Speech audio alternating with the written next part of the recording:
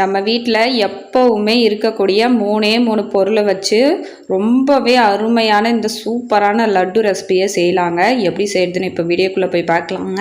வீடியோக்குள்ளே போகிறதுக்கு முன்னாடி ஃபஸ்ட் டைம் நம்ம சேனலில் பார்க்குறது இருந்தால் சேனலை சப்ஸ்கிரைப் பண்ணிக்கோங்க. மறக்காமல் லைக் பண்ணிட்டு உங்கள் ஃப்ரெண்ட்ஸ் அண்ட் ஃபேமிலி மெம்பர்ஸ்க்கு ஷேர் பண்ணிக்கோங்க.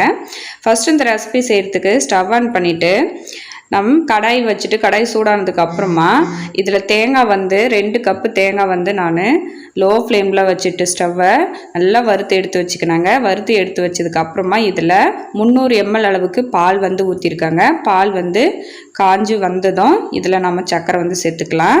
இப்போ பால் நல்லா பொங்கி வருது பாருங்கள். இதில் இந்த ஆடைகளெல்லாம் எடுத்து விட்டு பாலை காய வச்சுக்கலாங்க. இப்போது பால் நல்லாவே காஞ்சி வந்துருச்சு. இந்த சமயத்தில் எந்த கப்பால் நம்ம தேங்காய் அளந்தோமோ அதே கப்பால் 1 கப்பு சர்க்கரை சேர்த்துக்கலாங்க. சேர்த்துட்டு இப்போ சர்க்கரை முழுமையாக கரையணுங்க.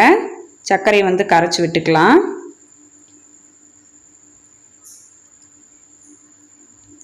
சர்க்கரை நல்லா கரைஞ்சி வந்ததுக்கு அப்புறமா இப்போ இதில் நம்ம தேங்காவை சேர்க்க ஆரம்பிச்சிடலாங்க. எல்லா இன்க்ரீடியண்ட்டும் ஒரே கப்பில் அளந்துக்கோங்க. இந்த கப்பால் தான் நம்ம சர்க்கரை சேர்த்தோம். இதே கப்பால் 2 கப்பு வறுத்து வச்சுருக்கிற தேங்காய் அதை சேர்த்துக்கலாம். சேர்த்துட்டு இப்போ கலந்து விட்டுறலாம்.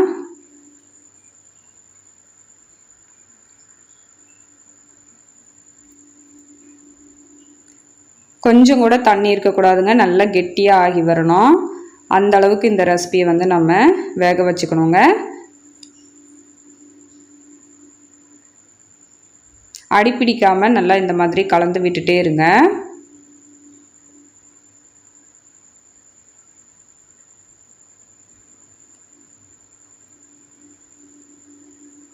இப்போ பாருங்கள், முன்னையை விட இப்போ நல்லா தண்ணியெல்லாம் இழுத்து வந்துருச்சு.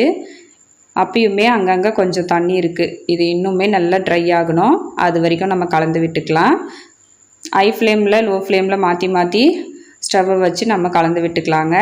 இப்போது ஏலக்காய் தூள் சேர்த்துக்கலாம். சேர்த்துட்டு இப்போ அதையும் ஒரு தடவை கலந்து விட்டுறலாம். இது இன்னுமுமே நல்ல திக்காகி வரணும். அந்த அளவுக்கு கொஞ்சம் கூட தண்ணி இருக்கக்கூடாது. அந்த அளவுக்கு நம்ம இன்னுமுமே நம்ம இதை கலந்து விடணுங்க. ரொம்ப சிம்பிளான ரெசிபி. 3 பொருள் இருந்தால் போதும். பால், சர்க்கரை, தேங்காய், இது 3 நம்ம வீட்டில் எப்போவுமே இருக்குங்க. டக்குன்னு யாராவது வந்தாவோ இல்லை குழந்தைங்க ஒரு ஸ்வீட் ரெசிபி கேட்டாவோ இந்த மாதிரி செஞ்சு கொடுங்க. டேஸ்ட் ரொம்ப அட்டகாசமாக இருக்குங்க. இப்போ பாருங்கள், நல்லா ட்ரை ஆகி வந்துருச்சு. இப்போ இது ஒரு தடவை கலந்து விட்டுடலாம்.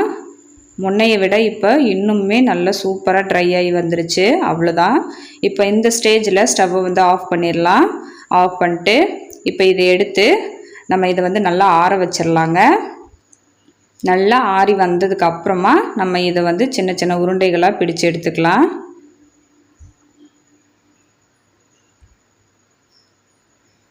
அவ்வளோதான். ரொம்ப சிம்பிளான, ரொம்பவே ஒரு ரிச்சான டேஸ்ட்டு. அவ்வளோ ரிச்சாக இருக்குங்க. ஒரு சிம்பிளான டேஸ்டியான ரெசிபி ரெடி ஆகிடுச்சு பாருங்கள். இந்த மாதிரி உருண்டைகளை லட்டுவாக பிடிச்சிட்டு மேலே அந்த கோட்டிங்காக தேங்காய் துருவல் நம்ம கோட் பண்ணிக்கலாங்க. அவ்வளோதான். சூப்பராக ஸ்வீட் ரெசிபி ரெடி ஆகிடுச்சு பாருங்கள். இப்போ இதே மாதிரி மீதி இருக்கிற லட்டுகளையும் நம்ம பிடிச்சு எடுத்துக்கலாம். வாயில் வச்ச உடனே கரைஞ்சி போயிடுங்க. அந்தளவுக்கு நல்லா சாஃப்டாக இருக்குது. டேஸ்ட் அட்டகாசமாக இருக்குது. கண்டிப்பாக நீங்களும் ட்ரை பண்ணி பார்த்துட்டு எப்படி இருந்ததுன்னு கமெண்ட்டில் சொல்லுங்கள். மறக்காமல் லைக் பண்ணி சப்ஸ்கிரைப் பண்ணிக்கோங்க. தேங்க்ஸ் ஃபார் வாட்சிங்.